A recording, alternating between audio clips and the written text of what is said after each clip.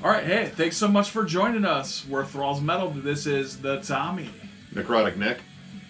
We're here today to talk about what got us into stoner metal.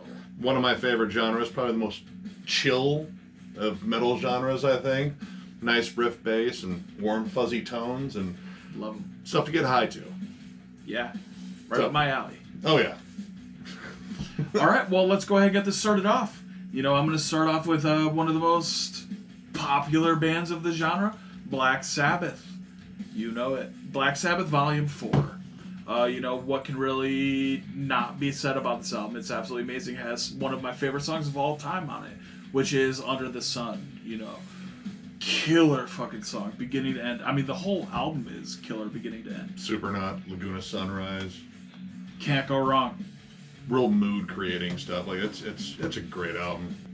It's hard to actually say anything that already hasn't been said about that album. That is an incredible listen, start to finish. Yes.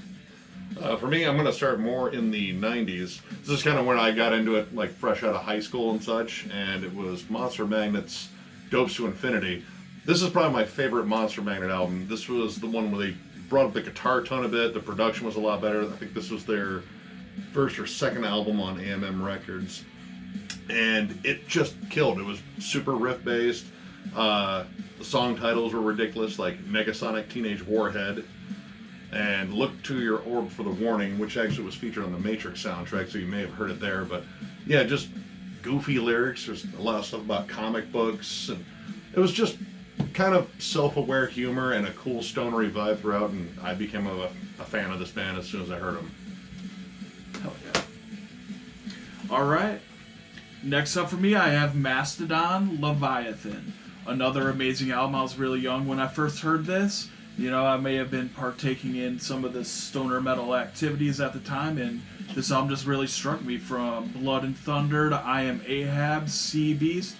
Oh man, absolutely killer. The Blood and Thunder riff, I never get tired of that. It's killer. So good. I've seen Mastodon so many times live, and they've been amazing every time.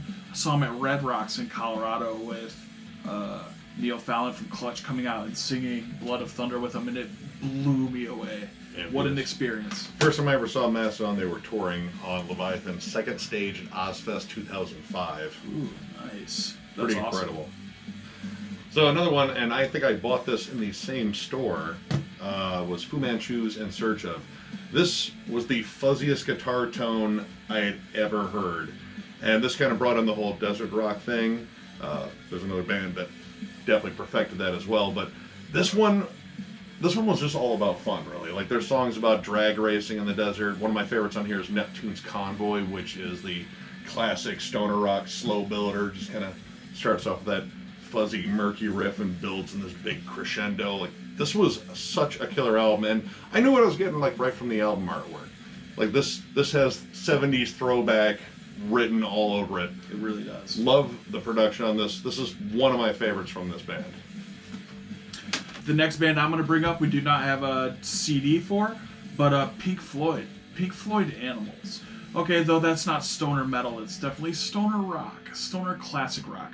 And I was listening to that album when I was really young, and I loved the vibe. The whole thing, beginning to end, is absolutely incredible. So many people are inspired by this album, so it really opened my mind to wanting to hear more stuff along these lines. Even though it's stoner rock, classic rock, it opened my mind to wanting to listen to more, get into the stoner metal, Yeah. It was one of their most adventurous albums. I still need to pick up more Pink Floyd. I just have like Greatest Hits and then Wish You Were Here and such. The hits. Killer. But definitely going to get that one. So this one I picked up, once again, probably, this was an Allied one. I could tell by the adhesive that's still on there. Yeah, Nice. One of our record stores likes to put their tags in the end. This is the Atomic Bitchwax, their self-titled debut. This is actually a pretty rare album to find now. I believe this featured, at this time, Ed Mundell, who was also in Monster Magnet. And this is straight up stoner rock. Once again, ridiculous amounts of fun. Birth to the Earth is one of the songs in here that I absolutely love. And it's just, it's just fun guitar riffing.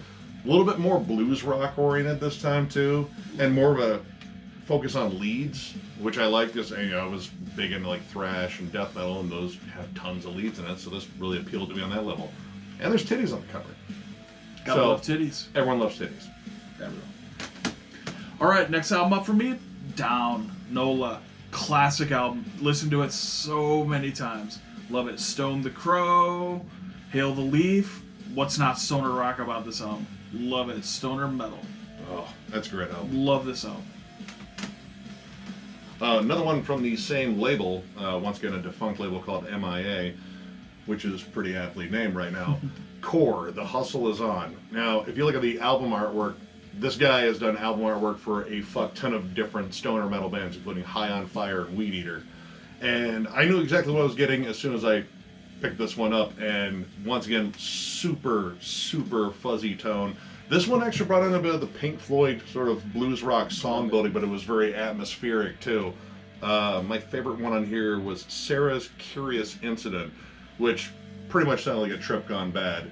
But really kind of Ozzy-ish vocals, except there were a lot of distortion on the vocals, kind of similar to Electric Wizard, but definitely not as doom-oriented. This was straightforward stoner rock. Nice. Good stuff. All right, next up for me, I got The Sword, Age of Winters. Killer album. You know, I first heard The Sword from Guitar Hero 2, like many people probably have. Freya, specifically, is a song that was on there. It made me go out and listen to The Sword, and I love it. It's just killer. I like all their albums. I love just sitting back, chilling, relaxing, listening to The Sword. Always a good time.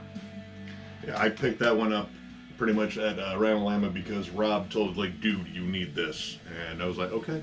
And then I jammed it. I was like, you know, you're right. I needed that. And anything else they have. Hell yeah.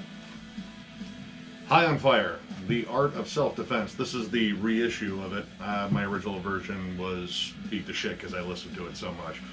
This was Matt Pike's band After Sleep, and it had a little bit of thrash metal to it, which I thought was interesting. That was merging this stoner metal and thrash metal, so you got kind of a harder edge in some of these songs, but they still had these awesome, slow, groovy stoner songs. Especially Baghdad. Baghdad is one of my absolute favorites on here. Awesome drum work throughout. I think it's the same drummer they have now he's just killer. This is a great jam, especially if you want your stoner metal to be a little bit heavier and a little bit grittier. Actually, Matt Pike sings a little bit more clear on this one. He's all gravel throat now, and it's awesome. You know, I love some heavy, gritty stoner metal for sure. I got Sleep Holy Mountain on here. Heavy, dirty, gritty, Dragonaut. Holy shit. The riff. Holy shit. Absolutely amazing. If you're looking for a great first stoner metal album, definitely a good choice right here. Sleep's Holy Mountain. Great choice. Matt Pike, absolutely killer. Riff Lord. So this was a band I actually heard about courtesy of the first Ozfest, which I believe started in '96. And this was a second stage band called Slow Burn. And this was their album, Musing the Amazing. That's an EP, rather. It's only 4 tracks. But I jammed this in. This is kind of where I started hearing about this thing called desert rock. And lo and behold, one of the members was from another band we'll bring up here soon. And it's just straightforward fun, real groovy. A lot of punch to a lot of these songs. John Garcia's vocals especially, I thought were really good. They're just reminiscent of really good, gritty, classic rock, like kind of reminds you of Mountain or something like that. Really good stuff. If you can find this one, definitely jam it. Hell yeah. All right, and on to the last album from my personal selection for what got me into stoner metal. I got Neurosis, Through Silver and Blood. I've listened to this album so many times since I was 18, 19 years old. Sat back, lit a joint, listened to some Neurosis. What a good time. Always made for a good time. Killer album. I was stoned as hell the first time I saw them at Ozfest 97, by the way. Oh, they were incredible. And the loudest fucking thing there. Nice. Queens of the Stone Age, self-titled. A lot of ties to this other band we're going to mention because this features Josh Homme, the guitarist of that said band that we're going to mention. This was his foray into his own band, and this was pretty much like take a Foo Fighters sort of aesthetic. We want to make sort of powerful rock that's a little bit poppy, but these guys wanted to add that desert rock element. Now, Queens of the Stone Age have kind of ventured on past this sound, but this is such a killer album. Every track on here I really dig, even some of the weird interludes. Especially Avon, If Only, is a gorgeous little pop rock nugget that still has some heft to it, and this awesome stonery fucking vibe to it. It's just a great listen. Stonery vibe is I love amazing. It. And that's what it's all about. Like, this is just a good album to pop on and chill to, but you want to chill and have riffs at the same time. Oh yeah. Now these last three are our mutual favorites, because we made these lists separately, and lo and behold, we had some same shit. It's not surprising when you see them. Go ahead and So, start it off. That band we were going to mention, Caius, Welcome to Sky Valley. This is quintessential stoner rock right here, and especially if you like your songs long, because it's broken down into 3 tracks, even though there are multiple tracks per, and most of them clock over 13 minutes. The song Demon Cleaner, man, brings back so many memories. Great song. I love it. Asteroid, that might have one of the most powerful riffs on the entire album.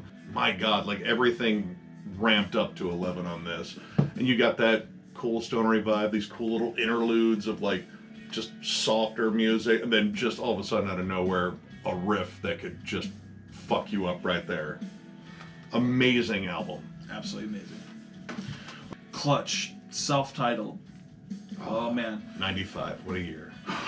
Really, there's not enough good things that can be said about this album. Absolutely amazing. Space Grass, damn.